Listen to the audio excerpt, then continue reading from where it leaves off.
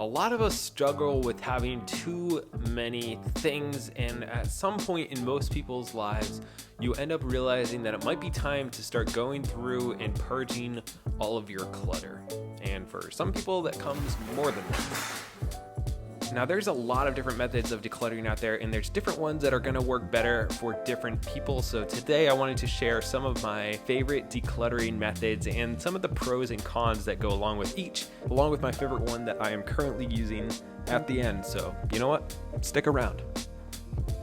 The 365 or 1 method. The idea of this method is very, very simple. So it's pretty much all you want to do is take one thing every day and form a habit out of getting rid of one thing in your house every day. So really the main pro behind this method is that you're trying to build a consistent habit so that every day you're finding one thing that you can get rid of. And if you do that, over 365 days, you're getting rid of 365 things is the whole idea here. Now, why I am not a huge fan of this, although for some people it'll work. Just for me, it hasn't really worked out great because after about a week, you start to forget about it. You can't keep something in your mind for that long, at least I can't. So if you get past a month, that's gonna be really impressive. Like, some people can do this, but I really don't think it is a sustainable thing. And let's say you only last a week or 2 weeks or a month, you're only gonna get rid of 10, 20, 30 things. Whereas some of these other methods, which are much, much more aggressive, even if you only last a week or a month, you're gonna have a huge difference in your life, as opposed to this, which is just like a slow, steady trickle. Have a packing party. So I'm pretty sure the minimalists are the ones who came up with this, or at least the ones I learned it from. So we've kind of done this because we actually just finished moving recently, and we're into a new place. Half of our stuff is still not unpacked. So we're kind of doing this, and I'm kind of experimenting with a few of these because we were a little bit oversaturated in the items department at our last place, and I would like to be undersaturated in the belongings position at this place. I want to have less stuff, pretty much. So even though we're in a bigger place, I want to make sure that we don't just fill that place with random junk. I also don't want it to be too bare because I have the tendency to just go extremes with things. So like, I'll have nothing on the walls and it'll just look really blank and like new construction-y, so like not very homey. So I do want it to feel homey without, going too extreme in the other way. Anyways, the idea with this one is to, if you're moving, you pack everything you have into boxes, you have your friends come over, whatever, and you throw it all into boxes. And then as you're living there over the next few months, once you move, you only take out what you actually use and everything else stays in there. And then maybe a month or 2 months or 3 months or 6 months, you go through what's left in the boxes and you get rid of most or all of it because you realize that you've lived for 1 or 3 or 6 months without that stuff. So obviously it's not that important. You can all just do this if you're not moving. You can invite friends over, pack up everything in your house. It's a little more extreme method, but the good thing is you can do this in 1 or 2 days. You can pack up everything in your house and then you're slowly unpacking stuff. So if you can get up the gumption to do this once, you can make a huge, huge impact in your home with your overall decluttering really, really quickly. You can have friends come over. It can be helpful. It can be eventful. And I think it would actually be a lot easier than it would be to try to do one thing every single day. One of the cons of this would be that it's kind of destructive, right? So unless you're really serious about it and you want to make a big change in your life and you think that you need to take extreme measures, this might be a little bit over the top to take out all your clothes, take out all your dishes, take out everything and pretend that you're moving. It can be really labor intensive, time intensive, and just it can be stressful depending on what type of person you are. Oh, by the way, if you guys are enjoying this video, please consider liking and subscribing.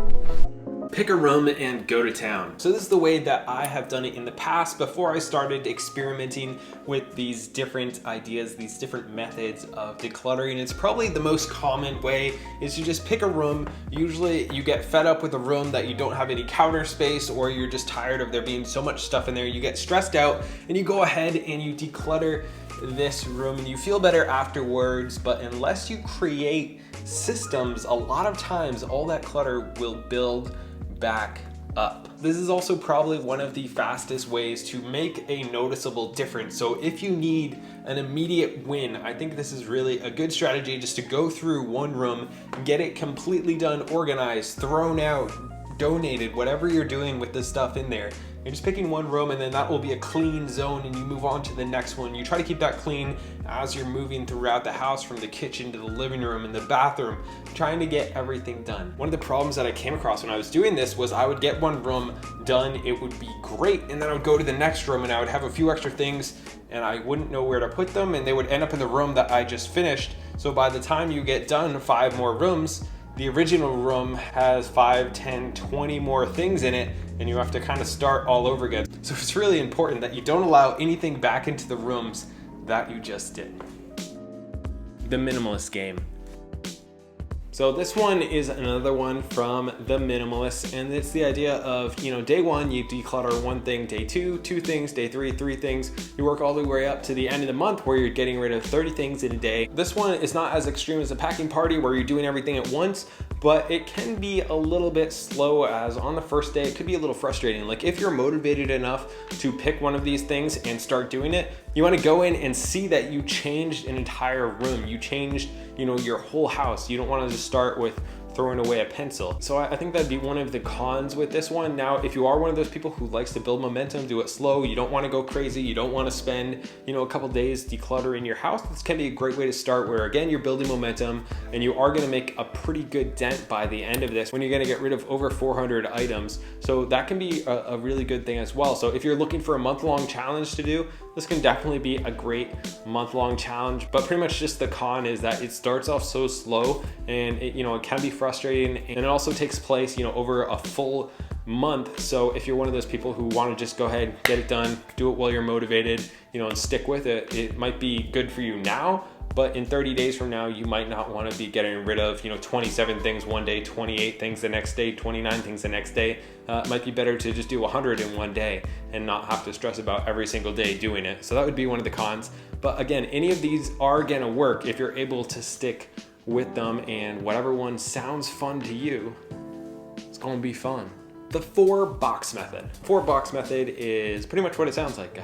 You're gonna get 4 different boxes. Shocker, right? So pretty much you're taking these 4 boxes, you're naming one of them trash, one of them relocate, one of them donate, and one of them sell. And then you're going through different rooms, different areas, and you're taking everything out, putting them into those things unless they absolutely belong there, and you're sorting them out that way. And then as the boxes get full, you can either get a new box and put that box somewhere, or you can just deal with the box once it gets full. So I would actually add another box which says like undecided or 90 days or something like that. I would take that 5th box and put things in there that you don't really want to relocate, but again, you don't want to sell, donate, or trash. Throw them in there, and then in 6 months, you got to come into it maybe with somebody else and just tackle that, where like, hey, I haven't needed this for 6 months or 3 months or whatever, and I know I'm just not gonna need it in the future. And then you can make that, it makes that decision a little easier when you haven't seen it in a while. You almost forgot that you had it. The only con would be it doesn't really have strict guidelines, and you could just do, a room or 2, and then you get carried away, the boxes get full, you never empty them.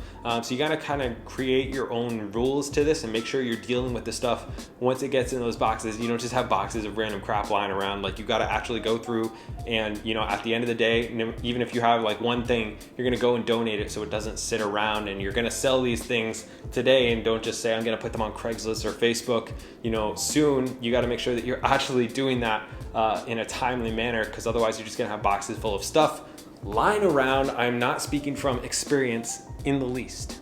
Fine, I had a few boxes laying around for a few weeks, maybe a month. Don't judge me, okay? Oh, hello there. I just wanted to let you know that this video is sponsored by Cuts Clothing. Cuts makes really nice shirts. They're the ones that I wear pretty much every single day because they're really comfortable, and they're just like actual decent stuff that I like to wear. If you guys want to support me, there'll be a link in the description. I would highly recommend them. Check them out, I guess. I don't know. Over the past couple of weeks, I've been reading this book by Marie Kondo, and it's called The Life-Changing Magic of Tidying Up. This book has blown up recently, and I think this is probably the most common method of decluttering, which I didn't know about until a couple of weeks ago. But it's the one that I've been doing now, and I've been trying, and it's a little bit different than pretty much all of the other ones. So instead of going through and trying to decide what you want to get rid of, you're going through everything in your house and you're trying to find out what brings you value, what sparks joy in deciding what you're gonna keep instead of trying to decide what you're going to get rid of. And then also the way that she does things, instead of going room to room or packing everything into a box, what she recommends doing is taking everything in one certain category. Maybe you're taking all of your shirts throughout the entire house, all of them, putting them together, and then you're touching them and feeling them and saying, does this spark joy? Does this make me happy? Do I need this? And if not, you get rid of it. One of the cons to this method is that it is very time consuming, and your house is gonna be kind of a wreck as you're going through